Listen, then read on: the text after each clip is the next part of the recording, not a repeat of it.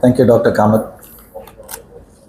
So I'll be talking about the endocrine emergencies. Like Sir said, it's a very vast topic. So I've handpicked a couple of few which will be very useful for the postgraduates. So these are the topics that we'll be covering: adrenal crisis, thyroid storm, myxedema coma, acute hypercalcemia, and diabetic ketoacidosis. Most of you are familiar with managing also, so I thought I'll not spend too much of time on it. So we'll start with a clinical scenario.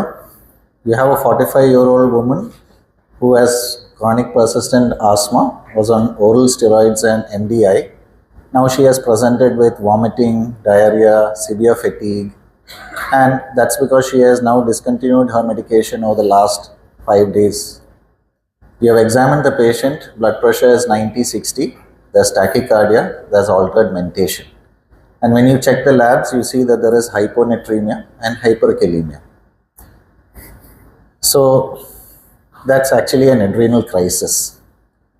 So that's an adrenal crisis, otherwise called an acute adrenal insufficiency. It's a life-threatening emergency, and the mortality rate is around 15%. So what are the clinical features that you find? Patient may be hypotensive and in shock. They'll be having severe fatigue, weakness, fever can be there, nausea, vomiting, diarrhea, abdominal pain. They can present with abdominal pain and confusion. Now, why do they go in for shock and shock? Basically, when there is cortisol insufficiency, lack of fluid retention and natriuresis will be there, which causes hypovolemia. And the support, the glucocorticoid support for the catecholamines to act, that will be lost. So what happens is that even if there is hypotension and you give fluid resuscitation as well as vasopressors, it will not up the BP unless you supplement the steroids. So what are the precipitating factors? Usually it's a gastrointestinal illness, could be a bacterial or viral infection, surgical stress, trauma, and as we've seen in this case, withdrawal of the steroid support that the patient was on. There are central causes also. Pituitary causes like infarction, hemorrhage, tumor, granulomatous disease like sarcoid, TB infection. Trauma to the head itself can cause an adrenal crisis.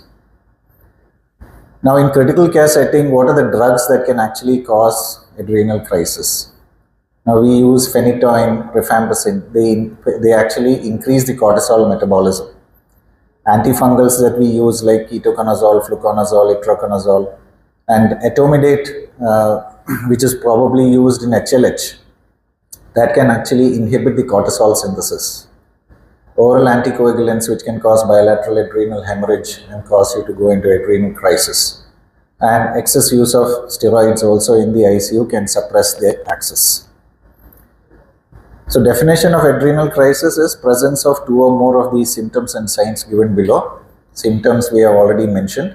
Physical signs that we look for: hypotension, and labs, hyponatremia, hyperkalemia, and hypoglycemia.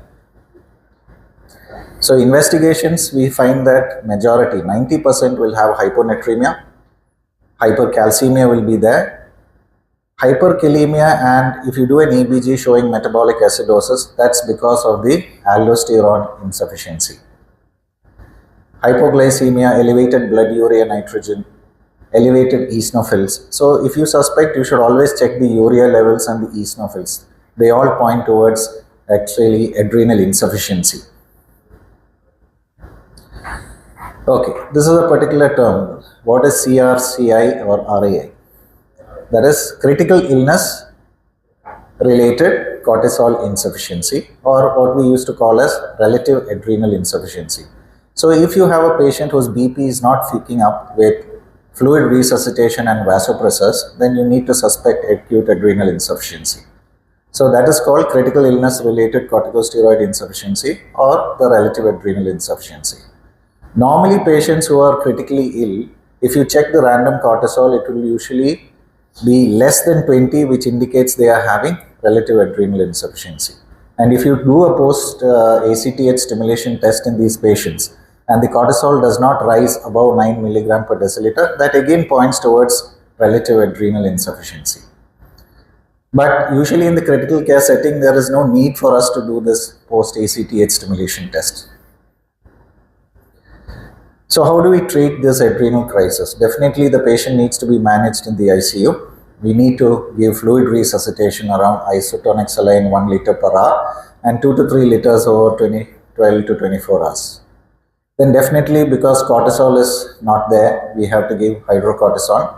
You give 100 milligram stat and then you can give 6th hourly or 8th hourly. And if it is in septic patients, according to the surviving sepsis guidelines 3, you can give cortisol as a hydrocortisone as a infusion, 200 milligram infusion, and you can even give it as bolus 50 milligram 6th hourly. Now, if you're planning to use methylpred, you can give 20 milligram BD. You can use DEXA 4 milligram, 6 milligram OD. But if you're using methylpred and DEXA, you'll have to supplement fludrocortisone because they do not have mineralocorticoid activity. But if you give high doses of hydrocortisone, we don't have to supplement fludrocortisone because it has got mineralocorticoid activity. Now, the steroids can be tapered and stopped once you have been able to stop the vasopressors. And then you can switch the patient to oral hydrocortisone around 10 milligrams, 5 milligrams, 5 milligrams. Now, if there is hypoglycemia, you supplement dextrose. And if there is any infection which has precipitated the adrenal crisis, you treat the underlying cause. Okay, now we come to the next clinical scenario. You have a 30-year-old male who has untreated Graves and is now presenting with fever, stupor, fatigue. On examination, the patient is febrile, 104 degree Fahrenheit. He has tachycardia, he has tremors, he is sweating profusely, and he has exophthalmos. So that's a thyroid storm. So it's otherwise known as a thyrotoxic crisis. It's rare, but it's a life-threatening situation and the mortality rate is around 30%. It's characterized by severe clinical manifestations of thyrotoxicosis. The incidence is only around 0.36 per 100,000 people. And this is usually developing in patients who have long-standing untreated hyperthyroidism, which could either be a Graves, multinodular goiter, or a toxic adenoma. Precipitating factors, very much similar: thyroid surgery, non-thyroid surgery, trauma, infections. Acute iodine load, like patients on amiodarone. Parturition can precipitate thyroid storm. Then patients, when they discontinue their antithyroid drugs, and also checkpoint inhibitors, a lot of monoclonal antibodies that are used can actually precipitate a thyroid storm. So the hypothesis is that there is a rapid rate of increase in the thyroxine hormone. There is increased responsiveness to catecholamines, enhanced cellular response to thyroid hormones. Now, the degree of thyroid hormone excess and the TSH suppression is not more profound than what is seen in uncomplicated hyperthyroidism. Sorry, it's not hypothyroidism, it's hyperthyroidism. So when you do the blood test, don't, just because it's a thyroid storm, don't expect to find very high hormone levels. It may be very similar to an uncomplicated hyperthyroidism. The battery is running low. Battery is running low. Close.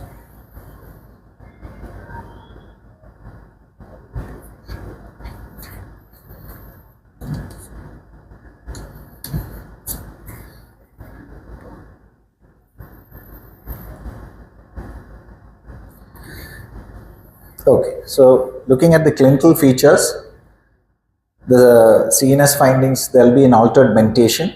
They could be anxious, they could be agitated, delirious, they could be psychotic, they could be stuporous. Cardiovascular, they could have tachycardia, atrial fibrillation, hypotension, heart failure. And like we said, they could be febrile, they could be having hypopyrexia, 104 to 106 degree Fahrenheit. GIT, nausea, vomiting, abdominal pain, they could also have jaundice. Physical examination, there might be a goiter, look for ophthalmopathy, lid lag, stare, hand tremors, and the skin may be warm and moist. So investigations, we'll know that in hyperthyroidism or thyrotoxicosis, free T3, free T4 will be high, TSH will be low. You can have mild hyperglycemia. You can have mild hypercalcemia. There can be alteration in the LFT, leukocytosis, leukopenia, and very rarely they can also present with DIC. So coming to the principles in the management, so definitely the thyroid storm, we need to manage the patient in the ICU. We need to recognize and treat any precipitating factor, especially infection. Fluid resuscitation of 3 to 5 liters per day required. Now, if the patient has CCF, we need to use diuretics. Hypopyrexia also needs to be aggressively corrected, and we prefer to use acetaminophen and not aspirin, because aspirin can increase free T3, free T4 concentration by interfering with the protein binding. And of course, use cooling blankets, ice packs to bring down the temperature in case of hypopyrexia. Specific treatment, we give beta blockers so that you can control the increased adrenergic tone. We use propranolol, 60 to 80 milligram. You can give 4th hourly or 6th hourly. It can be given IV or oral. It's contraindicated in acute decompensated heart failure. Cautions, definitely in asthma, COPD, POVD. And you can use highly cardioselective beta blockers as well. Esmolol is often used IV. And you can also try calcium channel blockers. Thionamides. Now they block the de novo synthesis of the thyroid hormone. It acts within 1 to 2 hours. It does not have any effect on the preformed thyroid hormones. And the molecules that we use are PTU, methimazole, carbimazole. PTU is the preferred agent for the acute thyroid storm. You give 200 milligram 4th hourly. And loading dose is not usually required, but the American Thyroid Association often recommends that you can use a loading dose, but we do not. It inhibits the peripheral conversion of T4 to T3, and the T3 levels usually drop by 45% in 24 hours. And later, the patients who have been started on PTU can be transitioned to methimazole prior to discharge. Methimazole also can be used. We give 20 milligram 4th hourly or 6th hourly. It is given orally or through the nasogastric tube. You can also give it rectally as a suppository or a retention enema. And if not tolerating orally or rectally, you can give IV preparation, but this is not available in India. It's available in Japan. Methimazole has a longer duration of action when compared to PTU, but it's less hepatotoxic also when compared to PTU. Now steroids, hydrocortisone, we give 300 milligram stat followed by 100 milligram 8th hourly. You can use DEXA. They also inhibit the peripheral conversion of T3 to T4, and they can actually have an impact on the autoimmune process, for example in Graves. Then in addition, it treats the relative adrenal insufficiency that is there. So usually in view of the high mortality, steroids are generally recommended in treating thyroid storm. Now, what if the patient is not able to take thionamides? Then in such situations, as usual, we use the beta blockers, steroids. You can use bile acid sequestrants like cholestyramine, which will reduce the enterohepatic circulation of the thyroid hormone. You can use the supersaturated potassium iodide solution. You can use lugolzidine, and this is usually continued for about 10 days pre-operatively, and then you can subject the patient to thyroidectomy. Plasmapheresis. This is also possible if the traditional methods do not work. The patient is not tolerating thionamides. Patient is being prepared for urgent thyroidectomy because it will help to remove the cytokines, the antibodies, and the thyroid hormones from the plasma.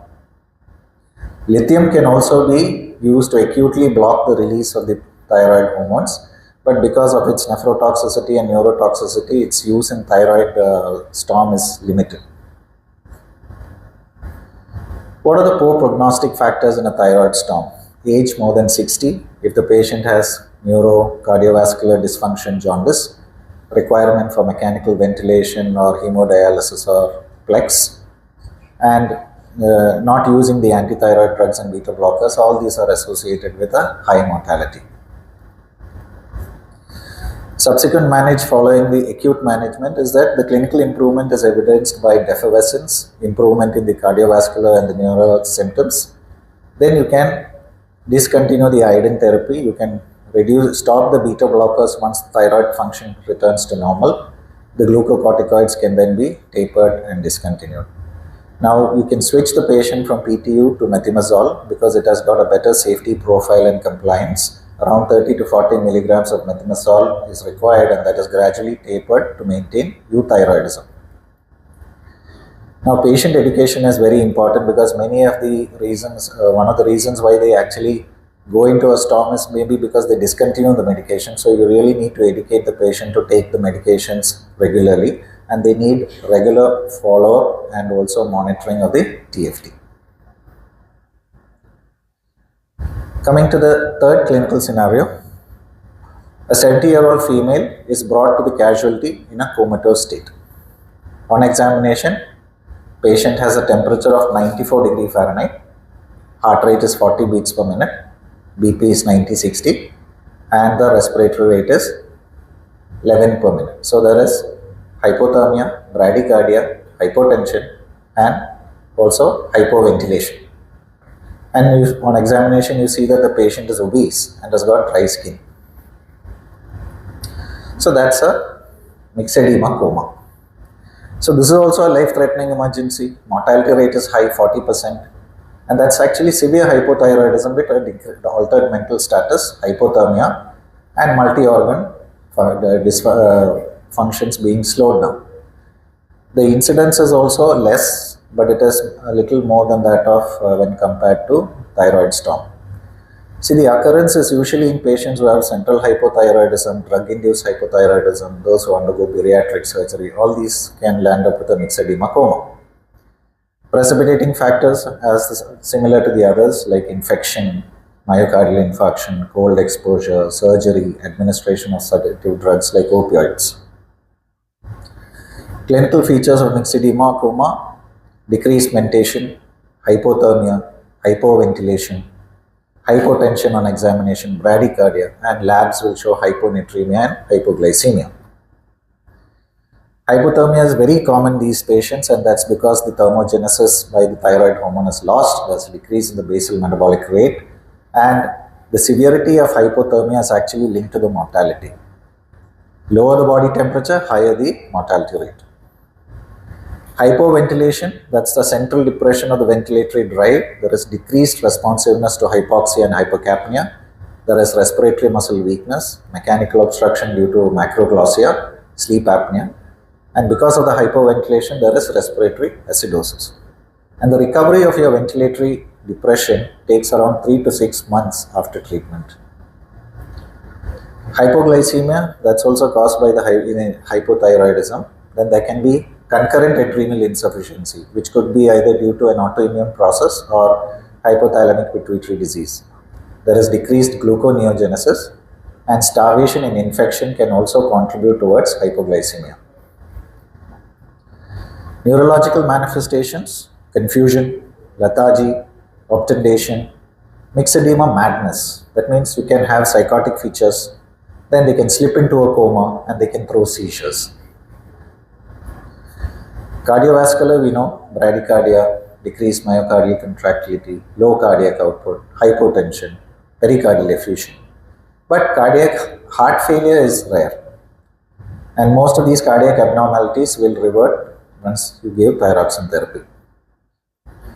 GI manifestations: anorexia, constipation, reduced intestinal motility, and paralytic ileus. So when to suspect myxedema coma? Patient gives a history of hypothyroidism, thyroid surgery has been done, there's a radioiodine therapy history, and examination you see altered mental status, hypothermia, bradycardia, hypocapnia, hyponatremia, and labs. So you can suspect a myxedema coma. Investigations that we do, like in primary hypothyroidism, the T3, T4 will be low, TSH will be high, and that is associated with primary adrenal insufficiency. If it's a central hypothyroidism, TSH will be low, T3, T4 will be low, and that is associated with secondary adrenal insufficiency. Continued with the cortisol levels to be estimated. Hyponatremia is commonly seen. There will be hypoglycemia. The ABG shows respiratory acidosis because of the hypoventilation. ECG will show bradycardia and low voltage complexes if there's a pericardial effusion. Chest X-ray will also show a pericardial effusion and a pleural effusion. So treatment, coming to the general measures, patient should be managed in ICU, judicious administration of IV fluids, dilute fluids to be avoided in view of the hyponatremia. And if the patient has severe hypotension which is not responding to fluids, then it has to be treated with vasopressors, because you have to give some time for the thyroxine to act.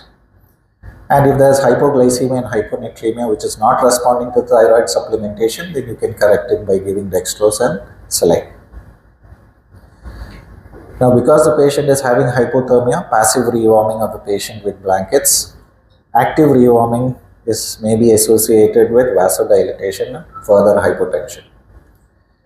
Treat the underlying infection if any, and empirical antibiotics can be given until the cultures are proven to be negative. Specific treatment, thyroxine hormone. So, levothyroxine and liothyronine combination is preferred in myxedema coma. T3 has got greater biological activity and its onset of action is more rapid. Preferably, we should be giving T3 and T4 IV as a slow bolus, but we know that IV is not available in India, so we use oral only.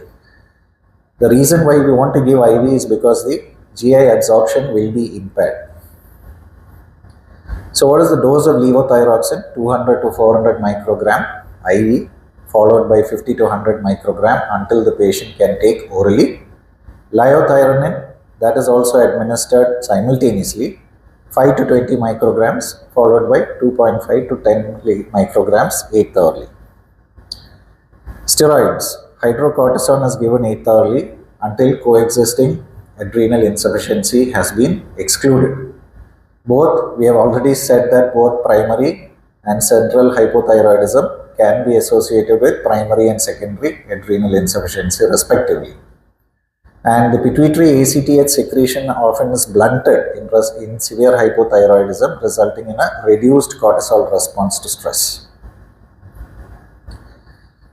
Monitoring of TFT, the T3, T4 should be measured every 1 to 2 days to confirm that the therapy is working, and high levels of T3 are to be avoided. TSH will typically fall by around 50% after about 1 week. So failure of the TSH to fall after 1 week is an indication that the treatment is not adequate. Okay, now coming to the fourth clinical scenario. A 60-year-old male with metastatic lung cancer presents with confusion, lethargy, abdominal pain, constipation. Patient is dehydrated and the calcium level is 14 milligram per deciliter. So now we have a situation where we have an acute severe hypercalcemia. So it's a relatively common problem, and you will see that 90% of the hypercalcemia that you deal with is usually due to malignancy or hyperparathyroidism. And in the outpatient, most of them are due to primary hyperparathyroidism, but IP, most of them are due to malignancy. Now 45% of your calcium is bound to albumin. So if there's a hypoalbuminemia, you will get a hypocalcemia which is relative. So also if there's a hyperalbuminemia, which is usually seen in severe dehydration, you will get a relative hypercalcemia. So how do we sort out the issue? You check the ionized calcium. If the ionized calcium is high, then you are dealing with a true hypercalcemia. But if you have got an ionized calcium which is normal, then you are dealing with a pseudo hypercalcemia. And we know for every 1 gram per deciliter fall in albumin, we always have a correction factor of 0.8 milligram per deciliter, which is added to the serum calcium. So classification based on the severity. Mild hypercalcemia is less than 12 milligram per deciliter. Moderate is 12 to 14 milligram per deciliter. Severe hypercalcemia is more than 14 milligram per deciliter. Clinical features: altered mentation, confusion, disorientation, stupor, coma, seizures, severe fatigue, muscle weakness, abdominal pain, constipation, polyuria, polydipsia, bone pain. Etiologies, we said 90% is due to malignancy and hyperparathyroidism. We also need to keep familial hypocalciuric hypercalcemia in mind. Then granulomatous disease, TB, sarcoid, lymphoma, hyperthyroidism, milk alkali syndrome, immobilization. All this can cause hypercalcemia. Now, drugs which cause hypercalcemia also we should keep in mind. Thiazide diuretics, well known. Lithium, teriparatide, excess vitamin A, vitamin D, all can cause hypercalcemia. Investigations, obviously calcium will be high. PTH, if it is frankly elevated, it has to be primary hyperparathyroidism. But 20% of your cases of primary hyperparathyroidism, the PTH may be in the upper limit of normal. If you are having a hypercalcemia with low PTH, then you know that you are dealing with a non-PTH mediated hypercalcemia, in which case we move on to doing vitamin D, 25-hydroxy vitamin D, which is elevated in vitamin D intoxication, 125-dihydroxy vitamin D, that is in sarcoid and lymphoma, and you do a PTH related peptide for humoral hypercalcemia, because malignancy majority is due to humoral hypercalcemia. Now, if PTH is normal, vitamin D metabolites are normal, PTH related peptide is also normal, then we need to look at other causes. So, check the thyroid. Is there hyperthyroidism? Do investigations for multiple myeloma, whether that could be causing the hypercalcemia. Check the phosphate level. If the phosphate levels are low in hypercalcemia, then it's a humoral hypercalcemia. If it is elevated, then it is due to metastatic bone cancer.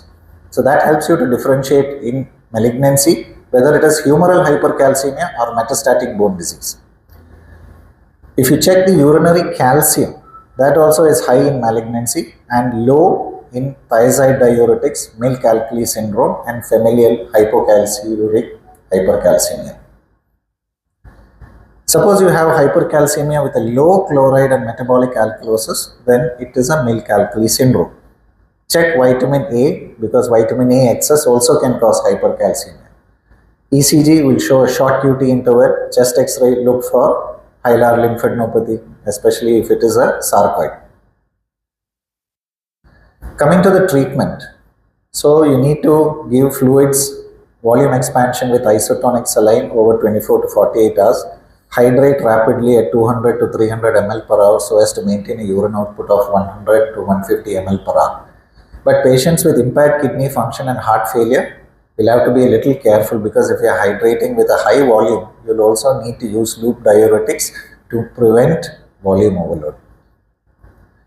Now, calcitonin, that is given subcutaneously, 4 to 8 units subcutaneously 12th hourly, and its duration of action is 24 to 48 hours. Mechanism of action, it inhibits the bone resorption and increases the renal calcium excretion.